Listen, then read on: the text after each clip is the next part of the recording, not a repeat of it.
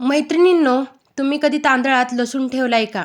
आणि ठेवला नसेल तर एकदा ठेवून तर बघा, काय रिझल्ट मिळतोय ते.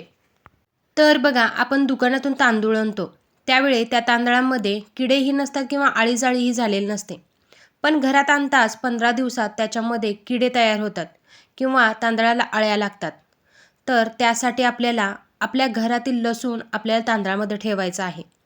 तर बघा, तांदळाला कीड लागू नये किंवा इतर कोणत्याही धान्याला कीड लागू नये म्हणून आपण भरपूर असे मसाले वापरतो. दालचिनी वापरतो, लवंग वापरतो, मीठही वापरतो. त्याचप्रमाणे आपल्याला आपल्या घरातील लसूणही वापरायचा आहे.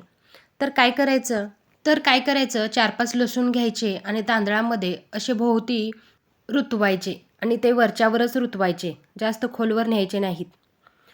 तर बघा, लसणामध्ये अँटीबॅक्टेरियल आणि अँटीफंगलचे गुणधर्म असतात, म्हणूनच कीटकनाशकामध्ये लसणाचाही वापर केला जातो. तर बघा, हा उपाय तुम्ही नक्की करा आणि तुमच्या घरातील धान्य वर्षभर साठवा. आणि जाता जाता चॅनेलला तेवढं सबस्क्राईब करा.